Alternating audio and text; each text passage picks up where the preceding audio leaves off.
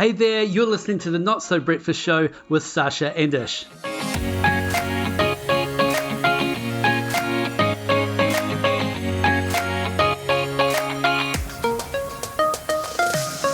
Alright, welcome to the Not So Breakfast Show today, the one about finding your superpower. What are you great at? How do you identify it? How do you use it and leverage off it? Plus we explore weaknesses and a whole lot of other things as well. We also cover off the ins and outs of COVID testing. It keeps going, right? It just keeps giving. It just keeps going and you're like, where is it going? Oh, it's coming out my bottom. What? I can feel it tickling the inside of the soles of my feet. And well, Sasha does what Sasha does. Yeah, wicked. And ladies and gentlemen, this is how sexism rocks. Because Ish can remember Ryan Reynolds, but doesn't really know the name of the woman who made him laugh, and should find it out, but hasn't bothered to share with you all. Alright, that's the show. Let's get it. Alright, welcome to the Not So Breakfast Show today, and you're listening to the one about how to unleash, discover, find your superpower. And we're going to explore what that means for you and use some techniques that businesses use, but use it in a personal sense, because those tools are great and we can use them to our own personal advantage. And Sasha is with me and she's home free. I know, I'm in Kitty Roa, Hamilton after about 6 weeks. I've been everywhere, man. I've been Boston and LA and Auckland, and yay, I'm finally home. Yeah, and was the MIQ, the isolation for 2 weeks, everything you hoped and dreamed? It was everything I hoped and dreamed, apart from getting really sick, which means the first 5 days went by in a blur, which was probably quite good, really. And I was so excited to be on the trial. It was such a gift that I didn't have to go into the government-run hotels. I got to stay at my parents' house. And so I was compliant and rule-abiding, and I'm like, look at me, I'm a model self-isolation pilot person. And then when it came time to get out, my test results didn't come back in time. So I had to stay an extra day and a half. And in that day and a half, my personality completely changed. And I went from being like reasonable and sensible to making these outrageous comparisons in my own brain. Yeah. I was like, I'm like one of those prisoners of war that's been locked up for years. And I'm like, no, you're not. You're just one day. And you lose all sense of perspective. That was really interesting to see how quickly I went from being like normal and reasonable to being psycho. Well, you've been hanging out for 2 weeks for that end date, so to suddenly have it move, or even just by 24 hours, it must just seem like, I was out, I was free, and now I'm stuck again. Yeah, and instead of using that time wisely on the last day, I literally just spent it on the couch refreshing my phone. Oh, surely the email will be here now. Oh, I'll just check that I've still got internet connection. Oh, is the phone on the hook? All of those tricks that you do. Yeah, and did you ever get used to the COVID test? Oh, so I've had multiple kinds of COVID tests. So I've had up the nose just in the front of your nostrils. Yeah. I've had up the nose going down into your brain, the most proper tests. I've had saliva tests that you spit into the tube. Had saliva tests that you rub this sponge around your mouth. I mean, I've had every single, I've had a blood test. So, I've had them all, and I don't mind them at all. Oh, that's good. I mean, don't forget I've had babies. True. We had to, I had to get one, which was the nose into the brain one. And it does take you by surprise how far it goes in. Because I don't know what I was expecting. I was expecting, obviously, a little bit of, that's up my nose. But it keeps going, right? It just keeps giving. It just keeps going, and you're like, where is it going? Oh, it's coming out my bottom. What? I can feel it tickling the inside of the soles of my feet. Yeah. I know, it is. It is quite a unique experience. So obviously bring on rapid testing. Yeah, well, one of the ones I had that I thought was really good, as she was doing it, she said, and now I'm just going to send it down the back of your throat. And that really prepared me for where it was going. Yeah. So that, I think it's quite useful when they tell you what they're doing. Well, Emma, because she didn't want to have the nasal one, and so they said you can have a throat swab, and they basically do one side throat, the other side, and then do a zigzag on the back of her throat, and they said most people find that worse, but she found it better. And the explanation that the nurse gave her was that you have a very skinny uvula, of which she was stoked. Ooh. That's That does sound good to have something skinny. I mean, if you care about that body image stuff that we're so opposed to. But yeah, I get it. I wouldn't like the throat one. That would make me gag. Yeah. I'm not at all good. Well, you might have a thick uvula. Okay, don't be rude. We're going to stop talking about it now because it only leads to bad places. Okay, let's move on to what the topic of the day was, which is really finding your superpower. And this is trying to identify what you are great at. And I think this is useful for lots of things because so many times you're asked, either in an interview or in certain situations, so what are your strengths? What is it that you bring to this role? And it's great to actually know what that is, and that it's not just a really default type of answer. I'm really on time. Something. Oh, that's a good thing, though. A good thing. Let's not downplay punctuality as a strength. I'm not sure that on-time woman would have been the greatest superhero. But anyway, we're really talking... There's an idea for a show. I reckon you'd be surprised.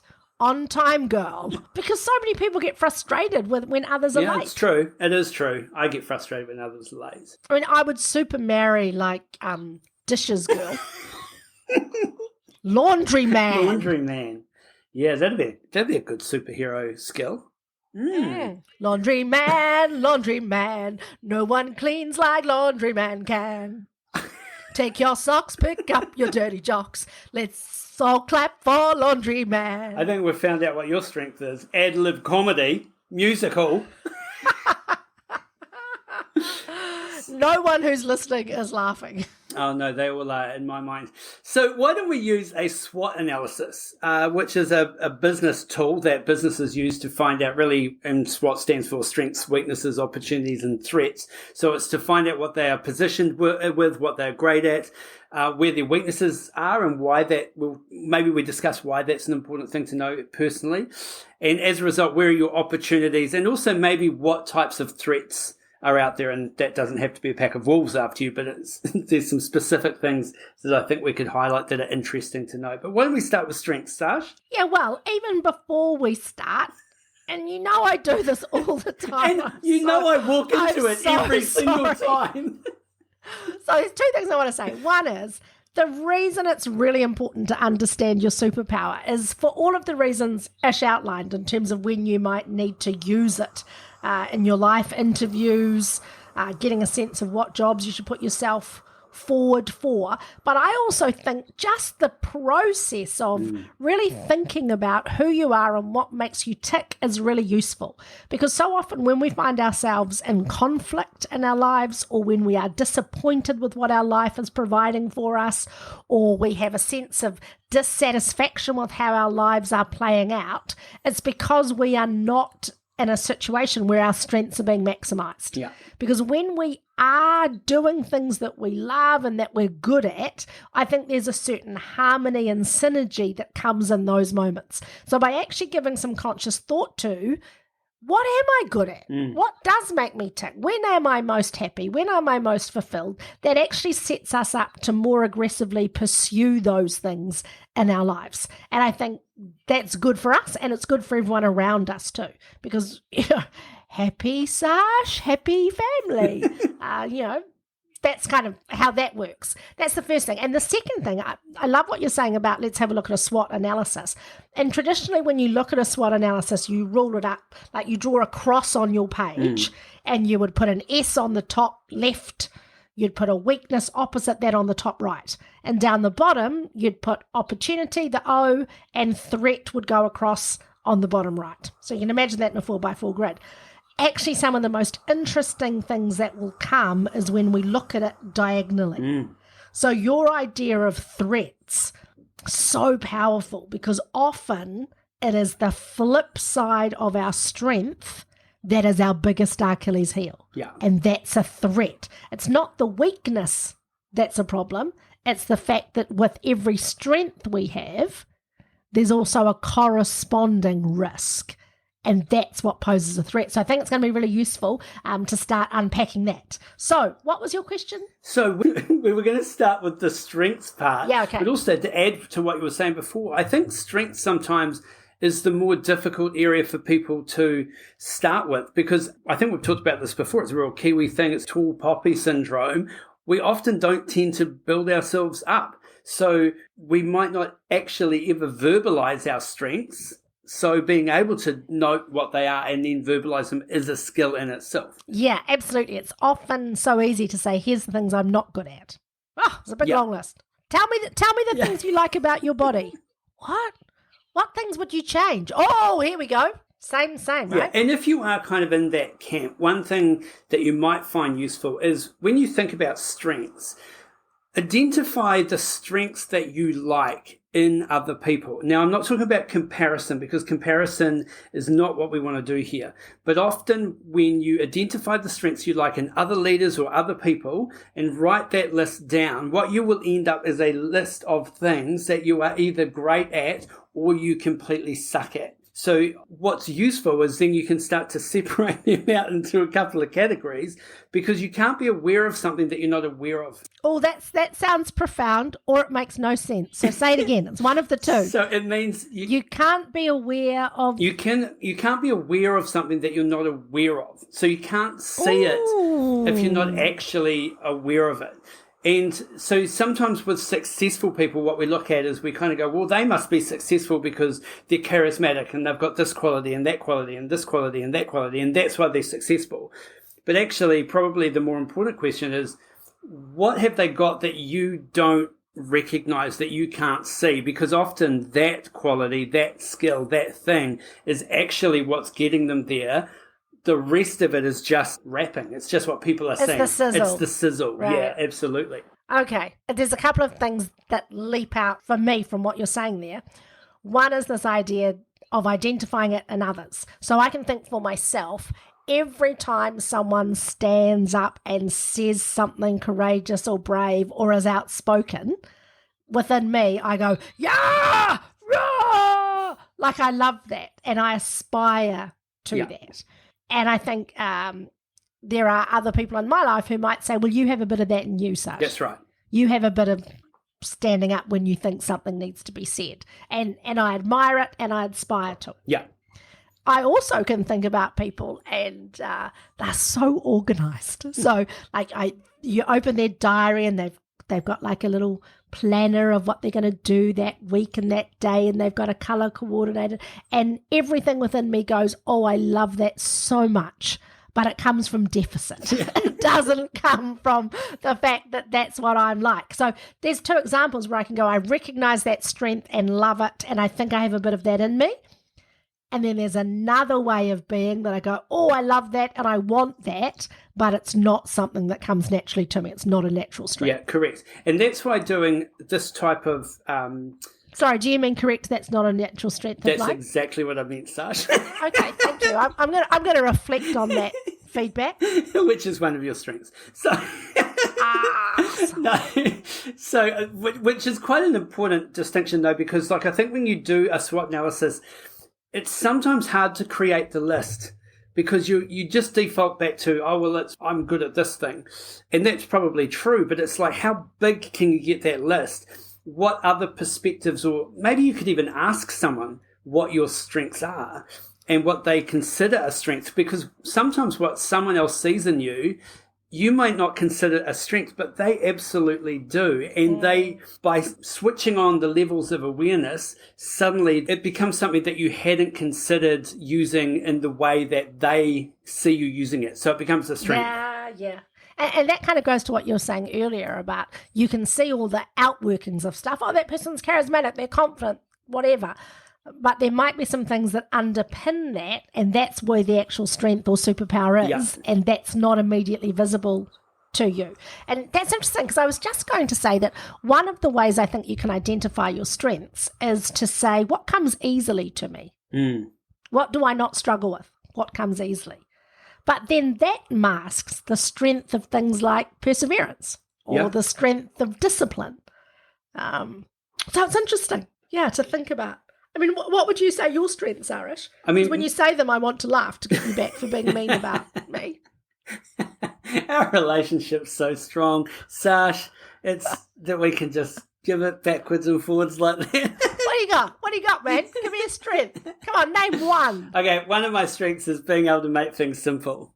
Yes. So, yeah, I can make things simple. I can find simplicity in complex things, or I can take an idea that seems overly complex and break it down into its parts. Yeah, that is absolutely true. What about you, Sash? What's one of your strengths that you've got? Cutting people down to size. But, well, that's only because you know exactly... No, I didn't even know where I'm going with that. You have the perceptive gift of seeing where people are most vulnerable and sticking your little pokey finger into that sore. Yeah, good, thanks. But I think like one of the things that you do really well is you can see those things and you can deliver feedback in a way that helps that person step up to the next level or switch on a level of awareness in a way that doesn't shred them. But I think sometimes people tiptoe around those conversations because they don't want to have them. So even though they know the person stands too close to them when they're talking, close talkers, Sash. Oh. And you take a step back and they take a step forward and they just keep backing you into a corner. And so we never have the conversation, and so they never actually pick it up. It's like a blind spot for them, but it's blaringly obvious for us. But you have the ability to pinpoint what that is and bring it up in a way that's okay for that person to hear that information. And partly that comes from intention, right? It's because when you see that people are capable of being so much more or of stepping into the fullness of who they are, you want to call them into that. You want to say, hey, there's this ahead of you. The reminder of people who talk too close. I had a terrible incident when I was up in Boston. In our lectures, we're all completely masked all of the time, right? And so some of the lecturers, they've got families who are immunocompromised or they're immunocompromised, and they were amazing at reminding everybody to keep their masks up. And we were doing this class exercise, and I had to go and I chose to go and ask the lecturer a question. And so I got closer and closer to him. And so it was hard with the mask on for him to hear me. So I just leaned in closer so that he could hear me better. And I saw as I was leaning in, it was like too late to pull out. And I just saw him visibly just completely recoil further away from me. And I went, oh, that's right, pandemic. We're supposed to be distancing. Well, I was just trying to have like a little subtle, quiet conversation. But yeah, no, idiot. Not sure he's taking my calls anymore. He'll probably take your calls because that's quite distant. Yeah, your long distance calls.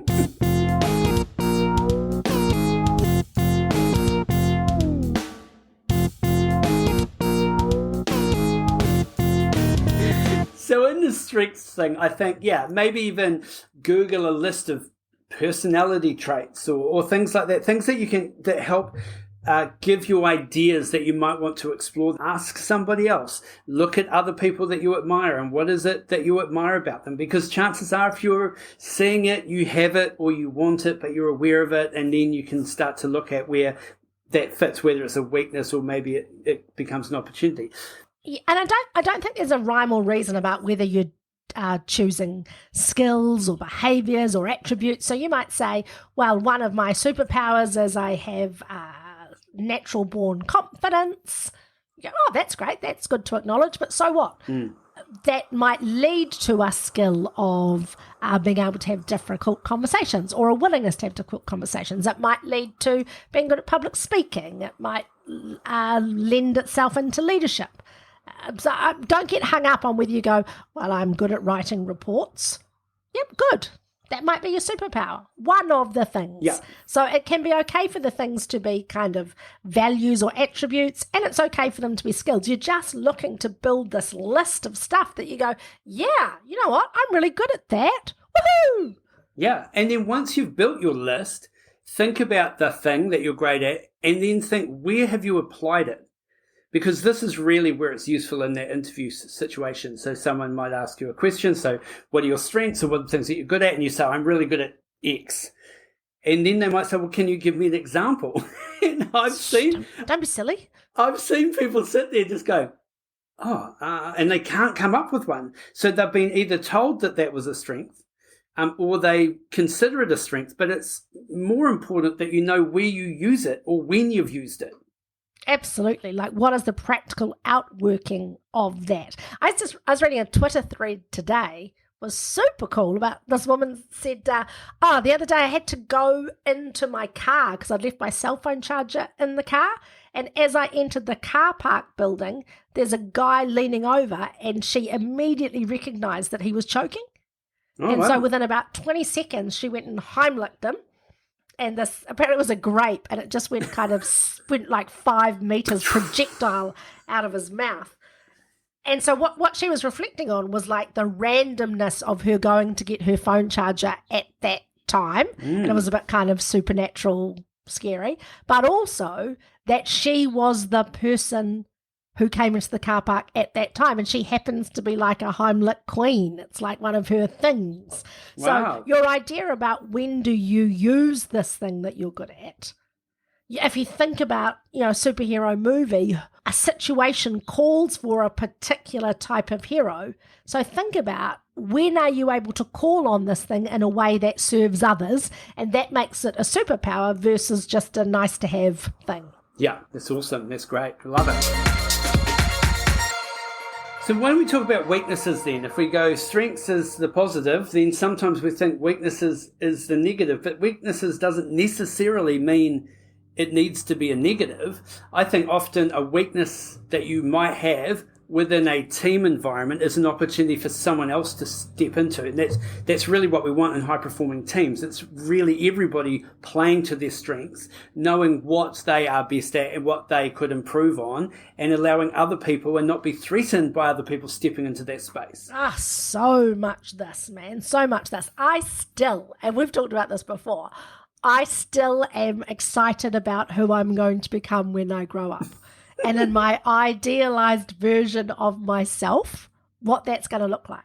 And I wrestle with it to this day. So even on the plane on the way home, I started to think about, okay, so, every time you go away, you change, you blossom or grow, you become this new person. And I was thinking about my friend from Mexico, Gabby. I had dinner with Gabby on the last night, and she's an accountant. She's just a phenomenal woman, and she was sharing about when she first got married to her husband. They hadn't lived together, and so they moved in together after they got married, and they had this difference in how they lived. And I said, what do you mean, Gabby? She said, I'll give you this example. In my wardrobe, with my T-shirts, I like to measure from one side of the cubby hole to the other. And then I work out what's the middle point between both sides. And so I fold my T-shirts and put them in the middle so it's even. Wow. Okay. And so 2 things happened to me as Gabby's telling me this. On the one hand, my respect for her went through the roof. And on the other hand, I thought, I'm in the presence of a crazy person and I need to get her some help, right? It's just so different. Yeah. But on the plane coming home, I thought, I want to be like Gabby. I want to be the person that when I walk into my wardrobe, the T-shirts are neatly stacked and equidistant from each side. But at some point, and I don't know whether it's going to be when I'm 50 or 53, I want to come to some acceptance that that's probably not going to happen in this lifetime. Yeah. Does that make sense? Yeah. And there's a level of maturity that kind of comes to that when you just accept the things that well, it's not that you can't change it, but that you just don't care enough to change either. I mean, I care enough in theory, but I just don't care enough in practice. Exactly, right? Yeah. And it's not, no one, I guess, had their business ruined by the fact that their T-shirts weren't perfect in their wardrobe. So it's kind of, yeah. Completely, and I love that for Gabby. That gives her great satisfaction and calm, and I want that for her. I want that for me, just with someone else doing it. But it was really just this reflection on: is it a weakness that I'm a bit messier than Gabby? Comparison being the thief of joy. Or is it just a case of saying there's things that I bring to the party? So I know, for example, that on the last night when we were dancing, and I'm dancing with absolute abandon. I do not care what I look like. I'm having a great time. The DJ knew his market, man. He just put on these 80s bangers. Oh, yes. And the crowd went wild. Well, maybe early 2000s. I mean, moves like Jagger and all of that, right? We're dancing away. So I know that there will be some people who go, oh, I wish I had that freedom. I wish I could let myself go like that. Yeah. And so the whole idea of having strengths and weaknesses is not to try and fix all the weaknesses, No. to your point, but it is to not beat ourselves up about them and perhaps not go and do jobs that require that particular strength. Yeah. And probably recognize that if that is a weakness, has it actually become a threat? And so if we use the unorganized thing, if you are unorganized to the point that things are taking you 10 times longer because you're having to find that piece of paper that you want to find, or that computer file that you need, or it takes you an hour in the morning to get dressed because you can't decide what to wear, that suddenly is actually threatening your potential and your success because it's eating up such important time. So I think there are levels of weakness that are good to know, and then how do we kind of work around them, and is it actually a weakness, or do I even care? I just like to be able to be a bit tidy. That would be cool. But actually, if it gets to the point where it's exaggerated enough that it's affecting your performance, that's when we need to look at it in a different light. Absolutely. So some people go, oh, if I'm not 15 minutes early, I'm late. I'm like 15 minutes early is 15 minutes early. Yeah. So I'm going to be so close to 3 o'clock or thereabouts. Right? When it starts getting to 3:15, you go, Sash, man, could you just turn up closer to 3? It's going to help us all, Yeah. right? Yeah. So it's when does it limit you versus when does it not matter? And those are useful questions to ask ourselves.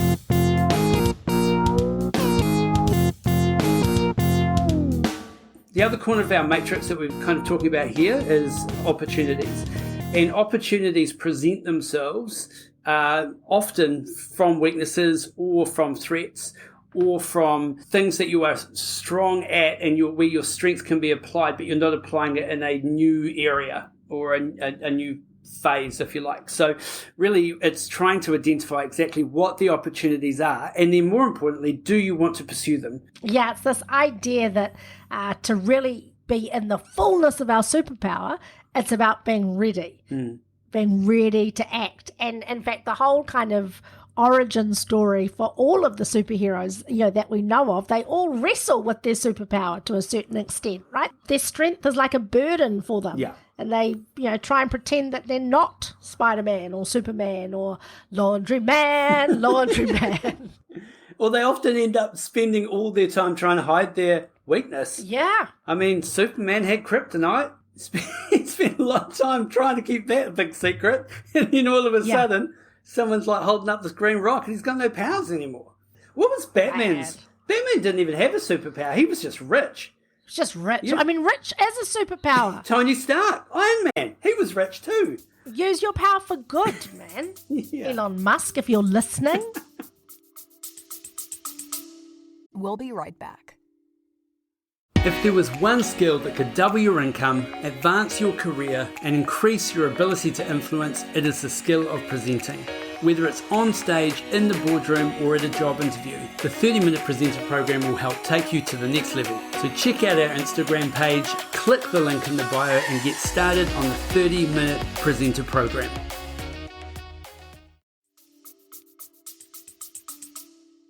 And then Captain Marvel, she came along, she's got all the powers. Every power. She's amazing. She is amazing. She's marvellous. Something in She's there. my girlfriend, but I didn't want to tell you. Oh, Sash, congratulations. It's good, Thanks, good mate. to have a side hustle. Woo! So the idea of the opportunity is to say, what are my strengths and how can I maximize them? And the weakness, you go, is there an opportunity here for me to turn some of this into a strength? So the people who do this really well are motivational speakers. Yeah. I started 5 companies and I lost $5 million and my grandma had to sell her house. But look at me now. As your motivational speaker, Dr. Evil. That was amazing. It was almost like listening to Dr. Evil. Thank you so much. I'm here all week. The idea, of course, is that we can take those weaknesses and learn from them. And that in the sharing of them, and this is, Brené Brown's work in vulnerability, and the sharing of those weaknesses, there can be strengths or there's opportunities for others to learn, and the sharing of them is what helps people grow. Yeah. And when you understand what your weaknesses are, your strengths are, see where the opportunities are, understand maybe where your threats sit, this is where I think great partnerships can form. And I think this is what you and I have done really well. You and I work together really well because we both bring strengths that are different. We understand how each other work. We understand what each other are better at, that we're not so good at, and we can both step into that space really well. And there's no ego with it, which is awesome. Well, you got a little bit of an ego. I was going to say, I've got a little bit. But it's not a bad one. I'm the one that goes, we're not using that photo, Ishmael. So you know you're in trouble when I call you Ishmael. Yeah. Not that photo.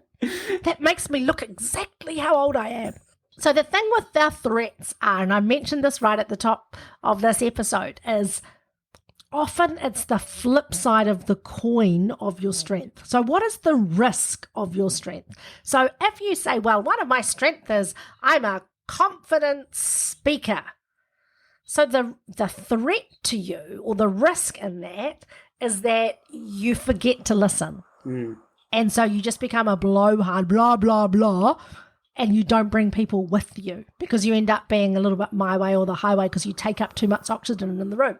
Your superpower might be helping others, and that's a great strength, and you're using it in the service of the world, and the world's a better place because of you and your power to care. The risk or the threat to that is if you don't recharge your own cup, you run out of giving, and that's bad for everybody. So the threat is to say, how can this all go wrong? When does my strength stop serving others or even serving myself and actually become a hindrance? And that, you have to have some self-awareness to be able to recognize that. I mean, I've been very late to this party, but I'm getting there. I feel like I'm getting there. You're so there. You've actually arrived, and then you didn't even know you're at the party yet. Yeah, you might want to ask the people that live with me and work with me about that. Yeah. We're all works in progress, right? Works in progress. Works in progress. All right, so it's been a great discussion, Sash, and such a great tool that businesses use that we can use in our own personal lives and development. So why don't you, if you're listening to this, take the opportunity to do a SWOT analysis on yourself. Think about your strengths, think about your weaknesses, think about your opportunities, and think about your threats. It will help you position your superpower, what you do, and then look at how you're applying it now and how you can apply it even better in the future. So I've been watching a couple of great movies on Netflix lately, Sasha. Yes, tell me.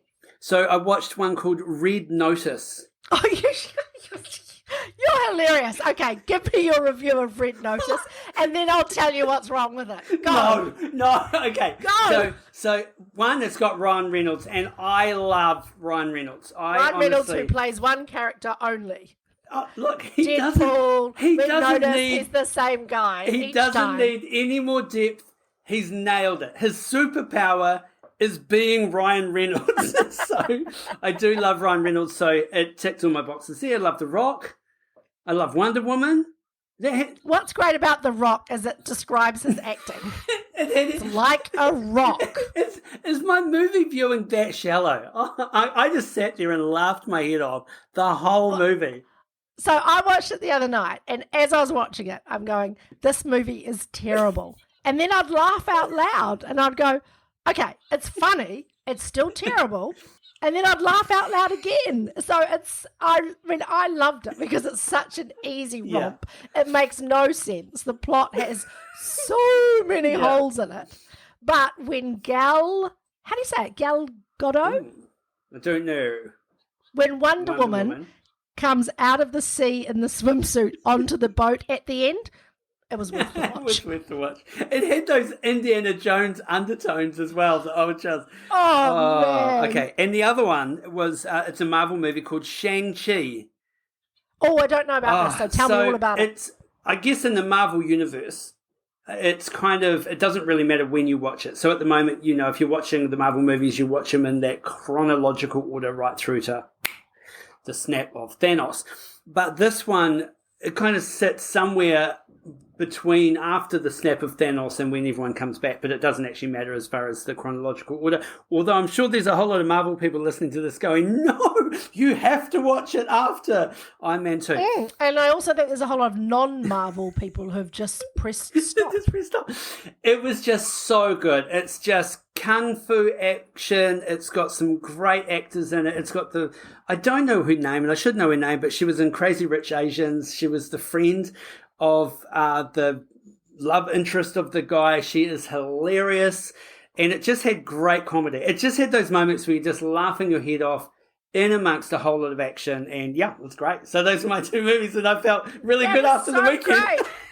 Yeah, wicked. And ladies and gentlemen, this is how sexism rocks, because Ish can remember Ryan Reynolds, but doesn't really know the name of the woman who made him laugh, and should find it out, but hasn't bothered to share with you all. But I didn't know Wonder Woman's name either, so that kind of balances it out. Okay, you're all right then. You know no woman's names. That makes it fine. Okay.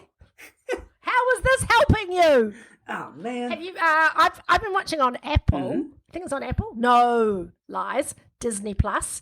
Only Murders in the Building. Ooh. And it's a nice little slow burner. It's got Steve Martin, Martin Short, Selena Gomez, Sting, Nathan Lane. This is me just naming the people in it. Yeah, it's good. For the benefit of the audience. Like I did there. Tina Fey. So lots of little cameos set in New York. Half an hour episodes. I love Yeah, that. that is good. Not too taxing. Not too taxing. And just some nice little vignette moments. Brilliant. Thank you, Sash, for bringing the culture to the end of the show. Oh no, it's like a murder podcast comedy thing. A murder podcast comedy thing. Not unlike the Not So Breakfast Show. Because you're looking at me like you're about to kill me. Not at all.